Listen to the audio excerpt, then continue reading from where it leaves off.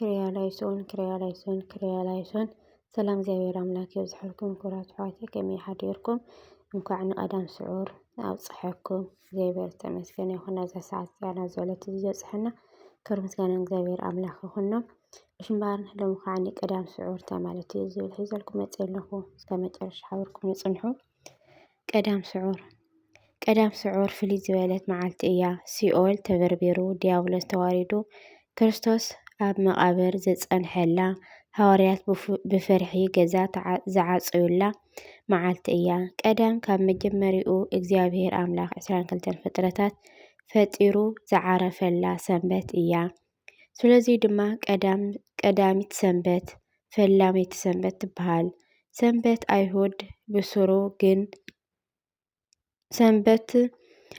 ብሱሩ ግን እዛ ቀዳም ንምንታይ ቀዳም ስዑር ተባሃለት? እንታይ ማለት እዩ? ክልተ ምክንያት ኣለዎ። ቀዳማይ ምክንያት ዝተሰዓረት ቀዳም ስዑር ትበሃል። ቃል ዝተሰዓረ ዝተረፈ ዝተሓደገ ማለት እዩ። ብሕጊ ቤተ ክርስቲያን ከም ንፈልጦ ኣብ ቀዳምቲ ሰንበት ኣይንፆምን። ቀዳም ኣምላኽ ዘዕረፈላ እሁድ ሰንበት ድማ ዘስአላ ናይ ሓጎስ መዓልቲ ስለ ዝኾና። ነገር ግን እዛ ቀዳም እዚኣ ኣብ ዓመት ውሽጢ ካብ ዘለዋ ቀዳማት ተፈልያ ክርስቶስ ኣብ መቃብር ዝነበረላ ሃዋርያት ብሓዘንን ብጭንቅን ዝፀንሑላ መዓልቲ ስለ ዝኾነት ብፆም ንሕልፋ መዓልቲ እያ እሞ ቀዳም ስዑር ተባሂላ ትፅዋዕ። ዘይትፅወም ዝነበረትስ ተሳዒራ ትፅወም ንማለት እዩ። ካልኣይ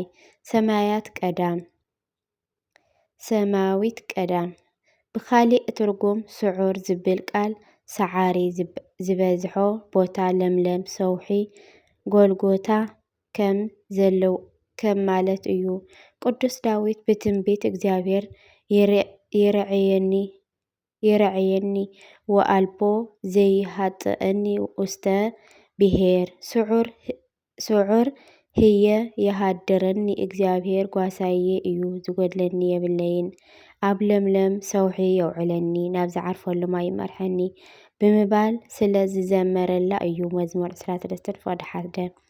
ስለዚ እዛ ቀዳም ስዑር እትበሃል ለምለም ቀዳም ሳዕሪ ዘለዎ ቀዳም ማለት እዩ። ካህናት ኣብዛ ቀዳም ንምርምራና ለምለም ሰቲ ስለ ዝህቡ እዩ።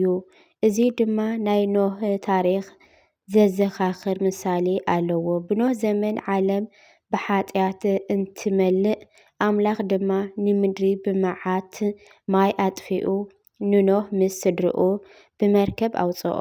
ድሕሪ 40 መዓልቲ ኖህ እቲ ማይ ምቕናሱ ምድሪ ድማ ምግላፅ ንኽርኢ ኣቐዲሙ ኳኽ እንትልእኽ ምስ ከደ ኣይተመለሰን። ኖህ ደጊሙ ርግቢት እንትልእኽ እታ ርግቢት ለምለም ቆፅሊ ሒዛ ተመለሰት። እዚ ድማ መዓት ተሪፉ ጥፍኣት ጎዲሉ ዝብል ምልክት ሰላም እዩ ነይሩ። በዚ መሰረት ኣብ ቀዳም ስዑር ካህናት ንምእመናን ገብረ ሰላመ ብመስቀሉ ሰላም ገበረ እናበሉ ቆፅሊ ሰቲ ይዕድሉ።